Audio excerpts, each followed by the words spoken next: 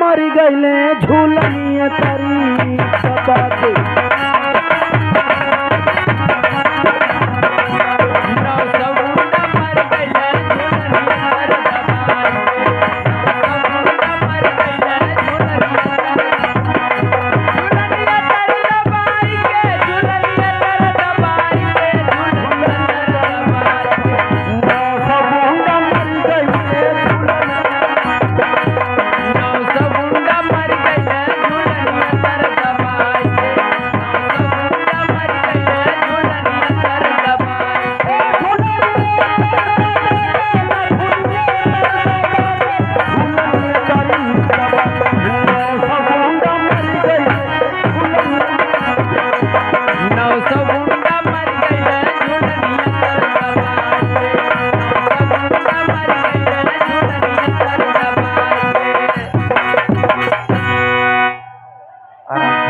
आराम से घाव लग जाई बा जाड़क बेला है ठंडा हो गया था सही।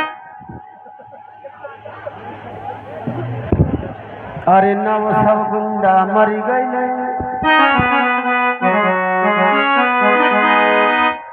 ए झुलनिए तरी दवाई के अरे नव सब गुंडा मर गईले ए झुलनिए तरी दवाई अरे 900 गुंडा मर गईले झूलनिया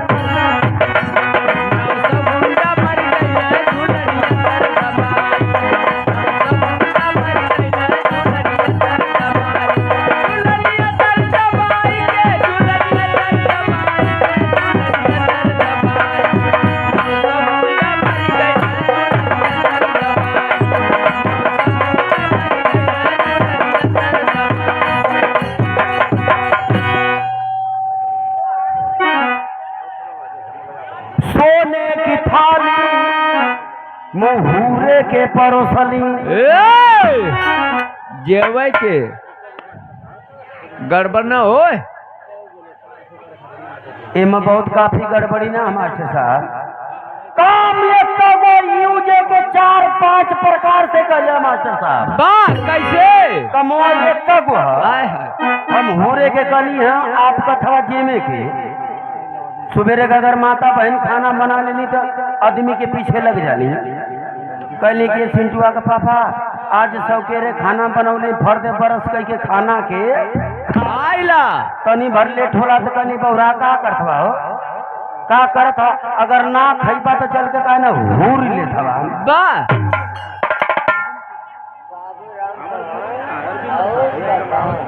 ये आप श्रीमान बाबूराम चौहान जी आप श्रीमान बाबूराम चौहान प्रधान पद के प्रत्याशी आप साहब की तरफ से 51 रुपए का पुरस्कार नमस्ते प्रणाम रही।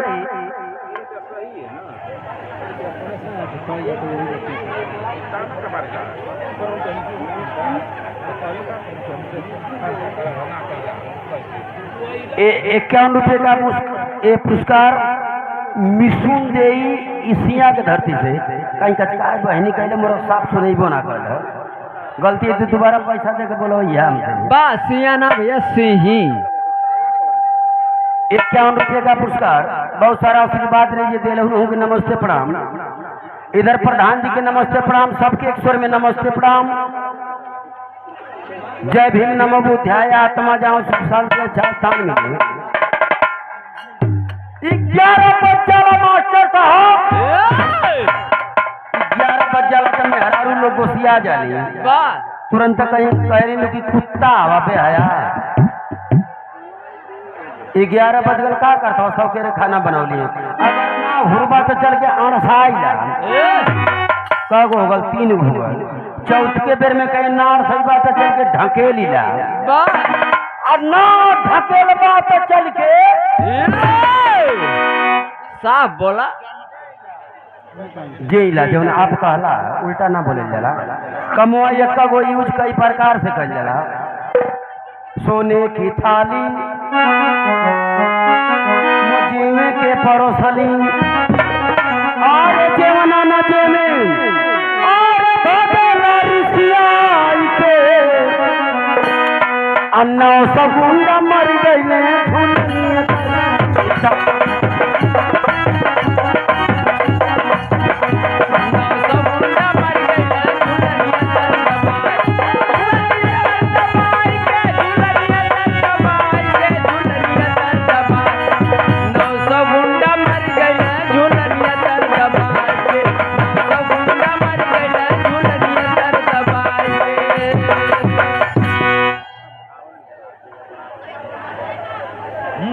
जाते गीत हम न गाई, इतना हमार गीत ही है।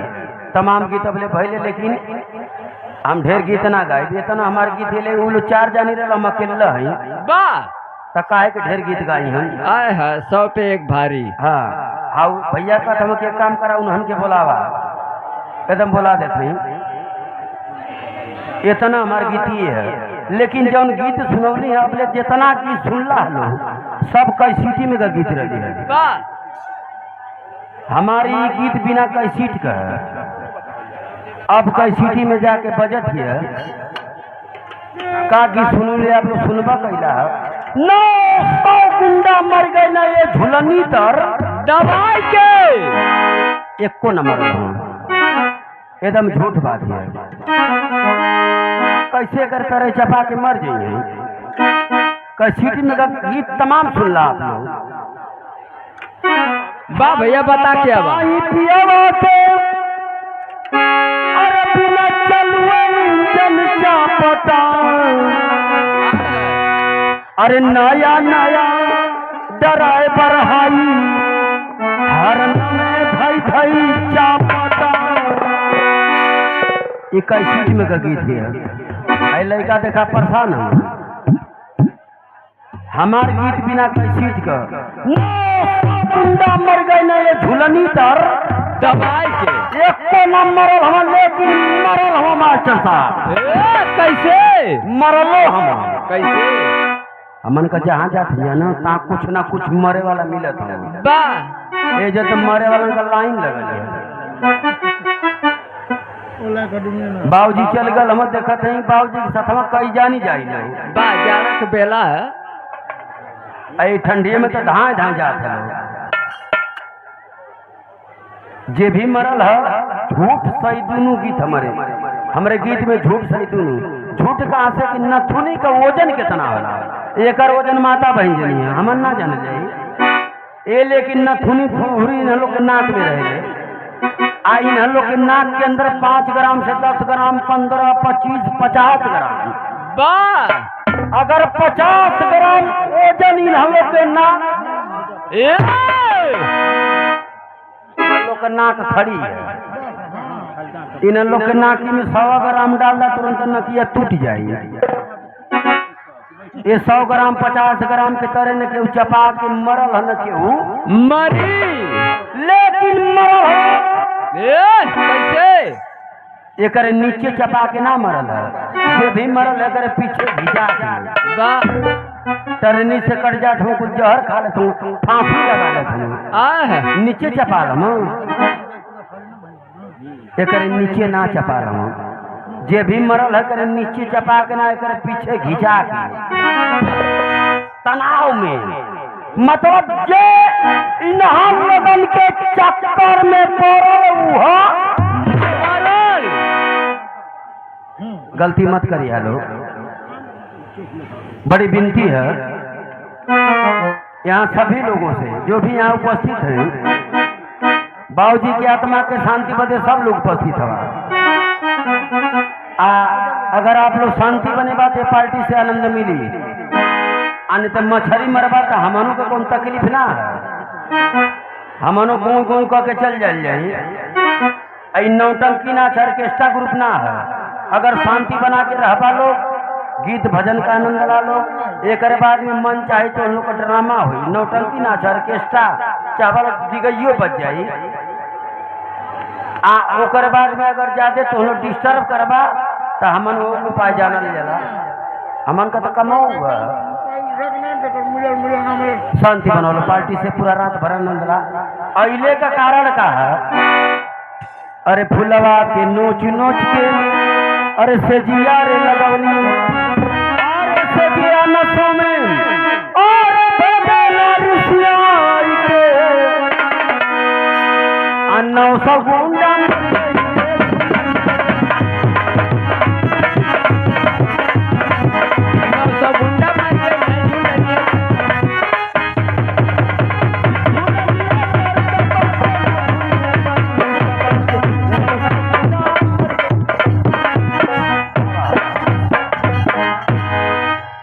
ये पार्टी आपके सेवा में उपस्थित ग्राम नरौनी मड़ैया, थाना मुहंदाबाद, जिला मऊ, आपके सेवा में उपस्थित है।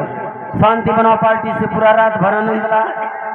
अब अइले का कारण का सब आयल वालो पलटी आ गई। काहे अइले का कारण इतना है कि एगो आत्मा के शांति बदया नहीं जाए। तोरी का हमन का तो जिंदगी खराब हो गई। आत्मा के शांति मनाओ मनाओ। वाह भैया, तो हर कब आत्मा का शांति हुई? कबो कबो हमू सोचिला कि यार हमू मरब।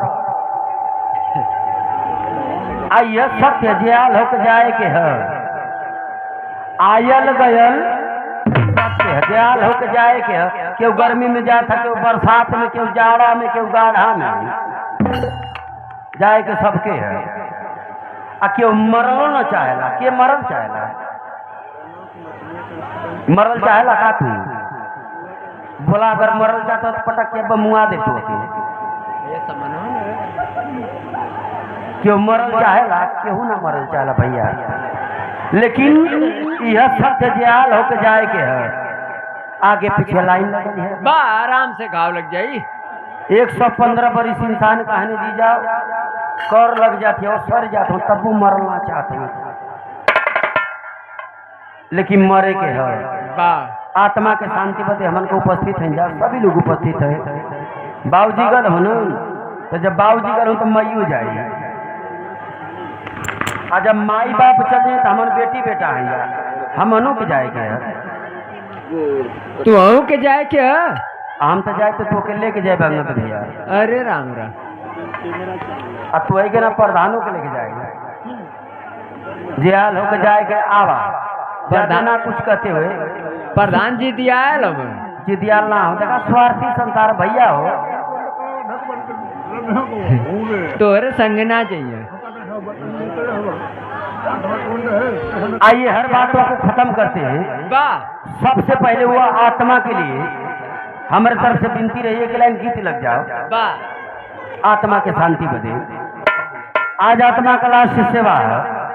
आत्मा के आत्मा के शांति बदे सभी लोग उपस्थित हैं। बाबूजी की आत्मा के शांति बदे बाबूजी का पूरा परिवार, नात रिश्तेदार, बेटी बेटा, नाती नूता पोता जितनी हुई हैं, गांव के यार दर दुश्मन जे भी हुई, आज सभी लोग उपस्थित हैं। आज बाबूजी का लास्ट सेवा है और बाबूजी से आज भर नाता रिश्ता है। आज के बाद खत्म हो जाएगी। यही तरह सबसे सबकर खत्म हो जाएगी। अब अपनी आत्मा के शांति बदे हमारे तरफ से एक लाइन गीत लग जाओ। एक बाद में आगे लाइन बढ़ी। आया है सो जाएगा राजा रंग फकीर, कोई विमान पर चढ़ी चलत है,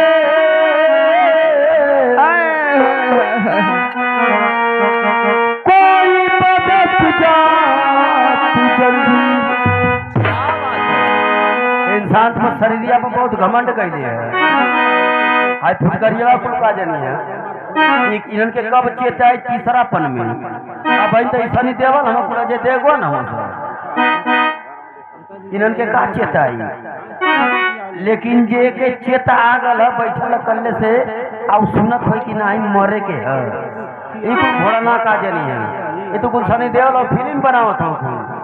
मेरी जानी घर आओ तेरी कैसेट बना दूं। अब क्यों मरना चाहला? यह सत्य जे के मरे के शरीरिया पर घमन, एक औकात कीमत का शरीरिया का एक को पैसा का ना है। जीवा निकलने के बाद माटी हो। कैसे भैया? गीत के माध्यम से लाइन लग जाओ।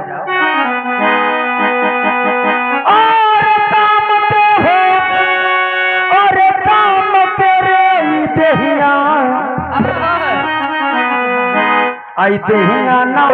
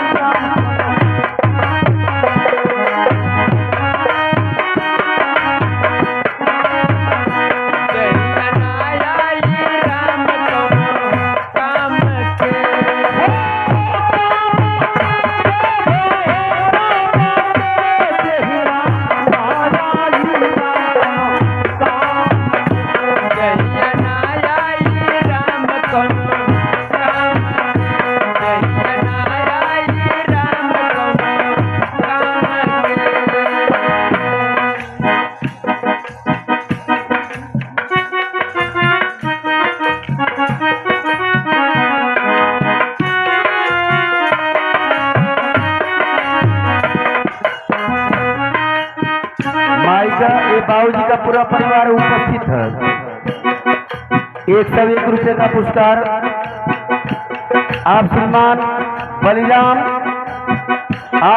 बलिराम भैया दूध वाले जगह दूध चाहे दूध ले लिया लोग इनसे, अगर भैंसियों चाहे तो भैंसियों ले लिया लो, लेकिन भैंस मत लिया लो, दूध वाले बाल तो सही रही है।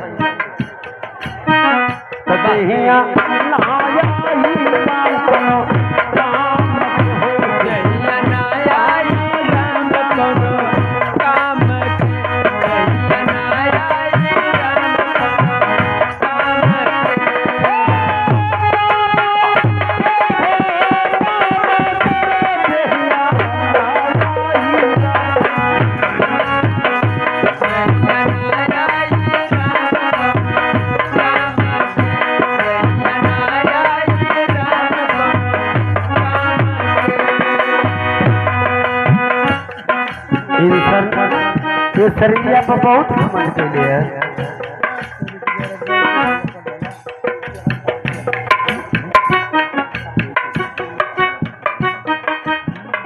एक ₹100 का पुरस्कार आप सुनान बड़े थे मुन्नी लाल जी, इनका काका रहा आपकी तरफ से ₹101 का पुरस्कार बाबूजी की आत्मा के शांति बदे। नमस्ते प्रणाम रही, काका से नाता रिश्ता खत्म हो गया। नमस्ते प्रणाम रही, आत्मा जाओ से शांति अच्छा स्थान मिले।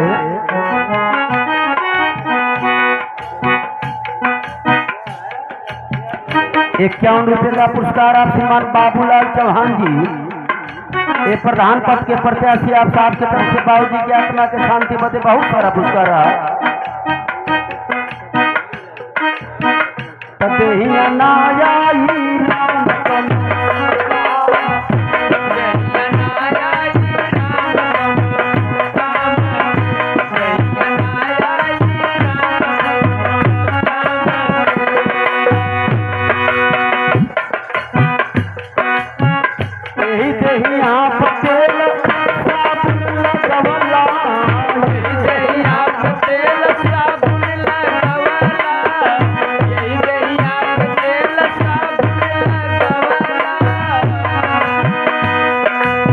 हमसे बढ़िया मुर्गा मुर्गी हमको छेरी बकरी तैयारी में गाय गोरू हमन से बढ़िया हम मुर्गवा कट जाता था तो गोसवा ले लेता हम कहता हम कि दोनों गोड़िया है कि ना भैया, दोनों गोड़िया डाल दिया हमारा लड़का खाला गोस गोड़ी बिक गई।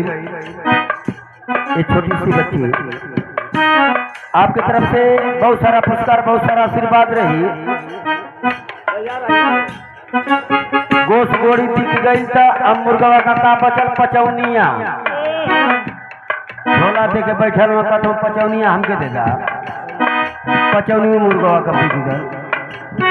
अब मुर्गवा का बचल ऊपरा का चमड़ावा जौन के का पखानावा पखानो लेके चल जाता हूँ। अब मुर्गवा का बचल लैटिंगिया 1500 रुपये डाली जाती है, 1 नंबर का खाद होती है। लैटिंगो मुर्गवा का बिक गई। अब मुर्गवा का बचल कुछ बचल हमन का दिक्कत है। जीव निकलने के बाद फूक जाने से तुरंत गाड़ी रात भर रोक के कुकत बर्फ लिया बिना बर्फ के लसिया के धगा ना खुल ली जाए रतिये भर में तो ढोला परी है। हमारे पास 18 को बोलोरा हम ऋषि कपूर है। ये शरीर आप बहुत घमंड हमारा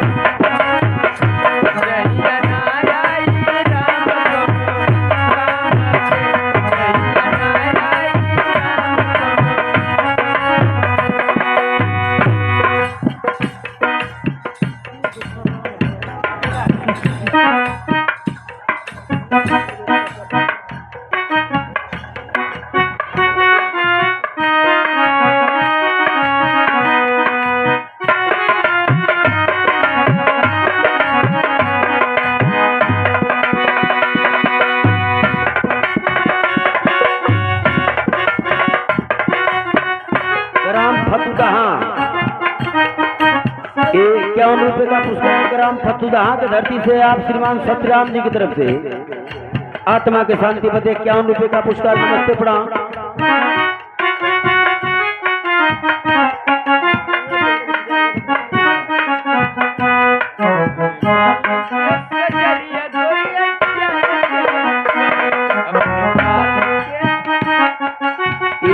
आप प्रधान पद के प्रत्याशी आप श्रीमान मुनीलाल जी, आप साहब की तरफ से बहुत सारा पुरस्कार। नमस्ते प्रणाम।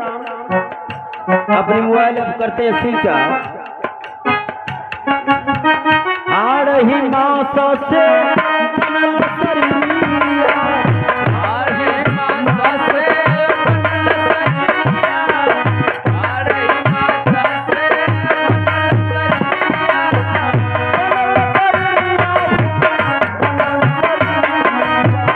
बनल शरीरिया, बनल शरीरिया, बनल शरीरिया। अरे उबरा ओढ़निया तो जामा तेरे देहिया ना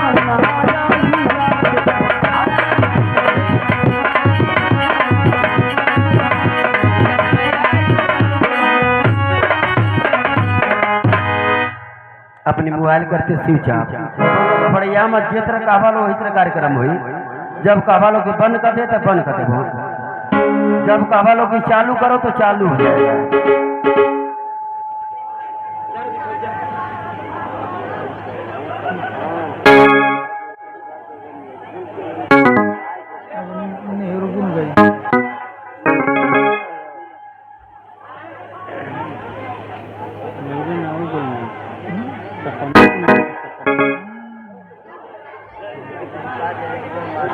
ये आप श्रीमान प्रधान पद के प्रत्याशी आप श्रीमान बाबूलाल चौहान जी, आप साहब की तरफ से 51 रुपए का पुरस्कार। आत्मा के शांति बदे नमस्ते प्रणाम रही। मोबाइल करते हैं स्विच ऑफ। बताइए जब कहलो तो चालू, जब कहलो तो बंद। बात झटके में बोल के आवा। Mobile switch off. अब आप लोग रंगारंग कार्यक्रम का आनंद ला। हाँ कुछ बोल के जा। झटका में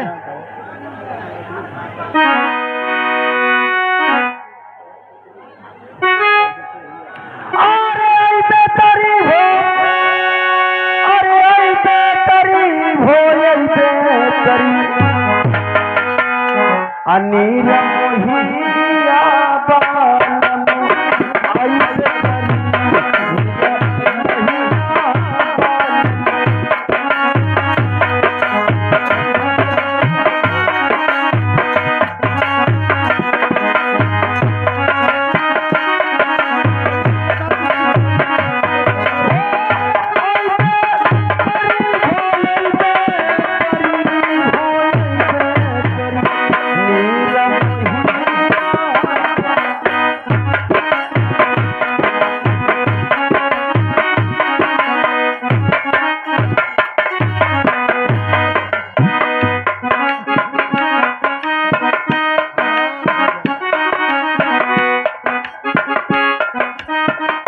बालम रुपए का पुरस्कार राजमन चौहान एशिया की धरती से आपकी तरफ से नमस्ते प्रणाम रही। 4 महीना पिया जाड़ा के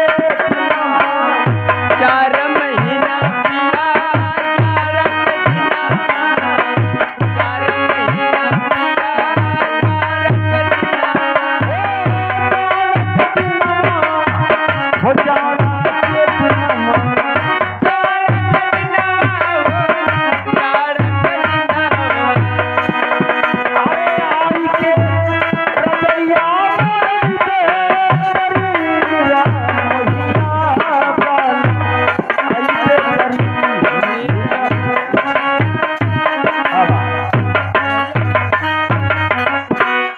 अच्छा तब कुछ कम होगा ना लो, कुछ कम होगा। अब काफी कम हो जाए लो, घबरा मत लो। मार सब नागिन बोला था कम हो जाए। एक संग में 2 सहेलियां लीजिए इस कंपनी से पहले पौधान पे। एक संग में 2 सहेलियां मिस कुमारी पूजा जी उनके संग आ रही हैं। प्रधान जी एक संग में दो सहेलियां ला मंचाई गीत भजन ला लिख रुकल लिया देखिए भैया अभी ना होता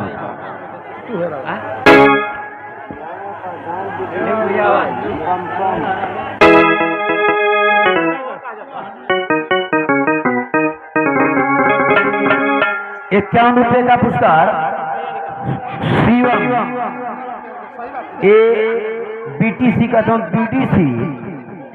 बीडीसी के प्रत्याशी शिवम पम आपकी तरफ से बहुत सारा पुरस्कार रहा कथवा निर्गुण का ध्यान निर्गुण हो जितना चावल जितना निर्गुण हुई आज जितना आप लोग का गीत भजन जौन फरमाइशी सब पूरा रात भर ला लो नंबर लगा देले ही अब मन चाहे गीत भजन ला लो एक बाद बारी बारी से हर कार्यक्रम आप लोग को देखे के मिली मारता